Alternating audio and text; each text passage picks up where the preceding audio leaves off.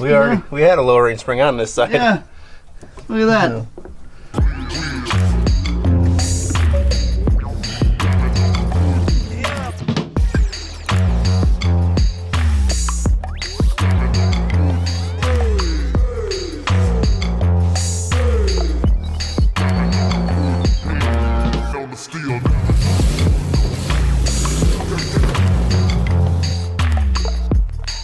All right, Matt. How you been? It's been a while. You know, doing pretty good. We're making it through our COVID-19 crisis here.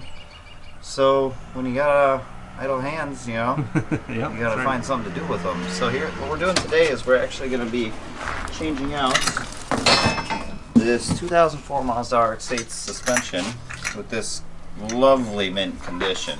Yep. Lowering spring here. And we're going to start this off with doing the rear first. Should be a front shock there, but so we're going to take you through that step by step. And you guys are going to come along for the ride. Let's do it. So first thing is jack your vehicle up, take the wheels off. That's the first thing. Yeah, make sure it's safe. We've already done that, and we've got her on jack stands. So the first thing you're going to do after that is you're going to go on the underside. You come over here. There is, connected to your strut here on the back side, which you probably can't see, there's a 17mm bolt that you're going to take out. Yep. And that's the only thing that holds the bottom end on. So we're going to start by doing that first. Okay, we are still underneath the car here, and then this is where the suspension mounts to the car from the bottom, and right there is a 12mm bolt, and we're going to take that out. Okay, we got the 2 bolts down there out. What's next? Okay, so the next thing is you're going to come in here at the top. These are all 14mm bolts, but you have 6. You got, well, 4 nuts and 2 bolts. You got to take out this nut back here, these 2 bolts, and then this nut here. I don't know if you can see it, but there's one right back there as well. Okay, so now you can see that that bracket is down there and all of our hardware is detached from there, but you still can't see the top of the strut.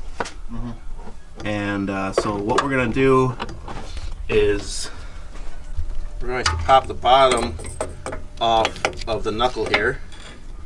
So like this.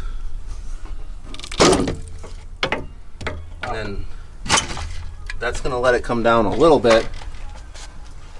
And then from there, so we're going to try and pull the whole... Hold on, step that way 1 foot. Look back this way 1/2 foot. Right there, okay. Okay, so we're going to try and pull the whole strut housing and shock down, or spring, whatever you want to call it. We're going to try and pull all of that down so we can get to the top of the actual top hat, if that's what you want to call it for the rear. You can see here is where the strut mounts to the knuckle. So I pushed the suspension back and then got it to drop down about that far. And then up here you can see that where the top hat mounts to the body is able to drop down. Okay, so on the very top up here, Right there, you can see it. That is what, a 17mm nut? yep, 17mm nut on the top that you need to start loosening. It helps if you put a screwdriver. You're going to want to put a screwdriver in basically like this, but for this side, we're going to have to put it on the other side. I'll have to get a smaller one, but you want it to wedge so that when you start turning it, to break it loose, this wedges against the body over here, or over here, vice versa on that side. Okay, so you can see we got the screwdriver in there like that.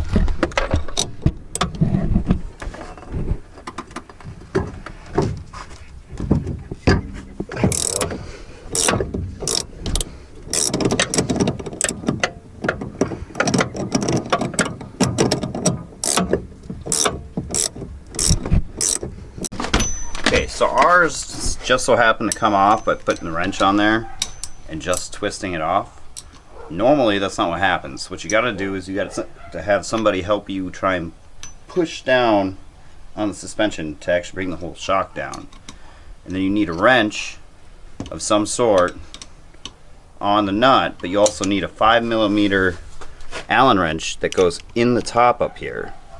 And then you're going to hold it with the Allen wrench and twist with your actual wrench to unlock it. Because once it gets to the top, it should unthread all the way up towards the top to the last few threads, and then the whole thing's going to try and spin. So you need to hold it and loosen at the same time.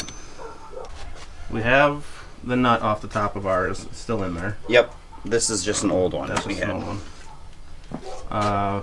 So what do we do next? Okay, so from here we're gonna have Marshall try and push up on the whole cylinder here so we can get the two studs to come back through the holes, and then we're going to put the nuts back on them to hold it there so we can pull the rest of it out. Yeah.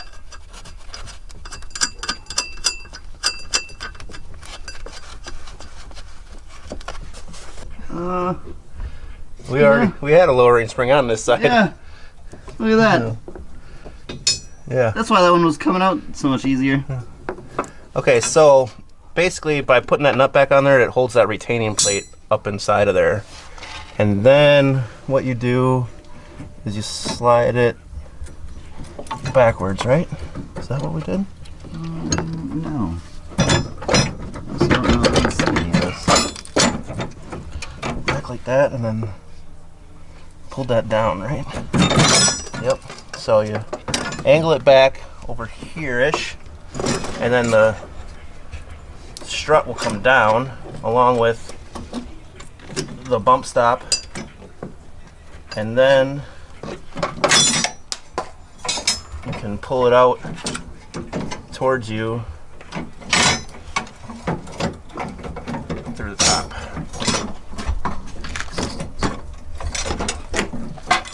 Like that. Bam. Ta-da. You want to keep that how it was.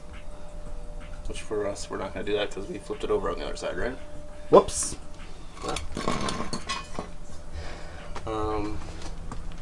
And we can just start putting a new one back in? Yeah. Then we put the new one back in. Reverse process. Make sure your Look how blown. make sure your springs are good, guys. You know what it did to that bump stop. Oh, it's because that other rubber bushing wasn't in the wrong way. Yeah. Now we're gonna fix it. Okay, so we're gonna show you the process of putting it together, Yeah. which is not the way we did it, but Put the bump stock on, and then the bushing and the bushing for the top in there. yep. So the only thing is we're putting this in upside down because we accidentally put it in upside down on the other side, so we're just gonna match them. Yep. And now you're just gonna feed it back through up to in here. Right in and up through here. If I had my flashlight, I'd show you. Okay, so you're gonna feed the shock back through this top hat here, and then you're gonna start to hand thread on the actual nut on the top there, and then you may need the Allen wrench to actually start tightening it. We're gonna try without first this time because it came off easier, although this is a different strut altogether, but we'll see what happens. Okay, so what you're gonna do is you're gonna actually just hand thread on these bolts here on the back side, front side over here, so that way you can get the underbolt over here, thread it in from under. And after that you can tighten these up, and then we're going to pop the bottom bushing back onto the actual shock. Okay, we used the jack to help us push up a little bit, so we're going to let that down.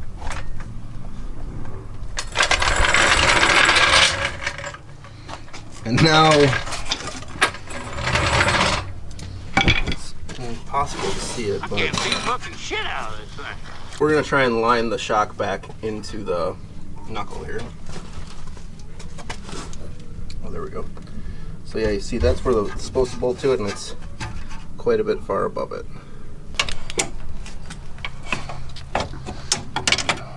Good pry.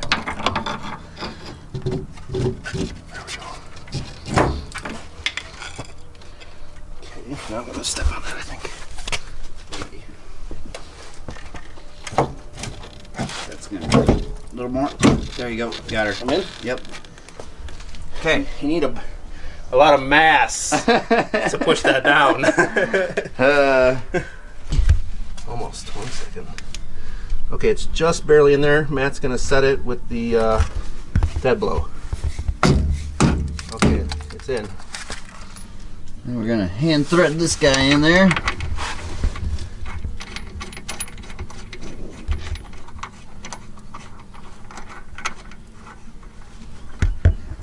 We're gonna give her some ugga-duggas.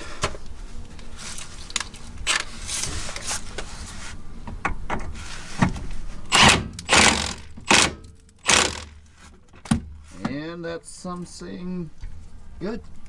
Putting the bracket back on. We're gonna put these nuts on the sides here.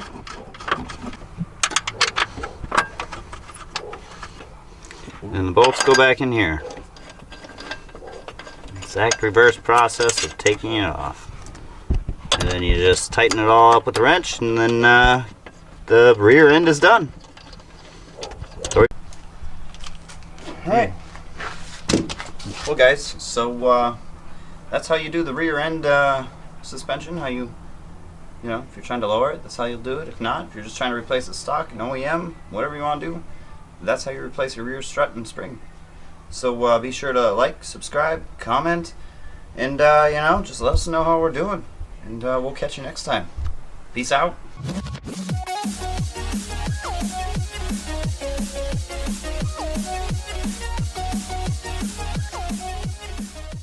Broadcast performance is what it stands for.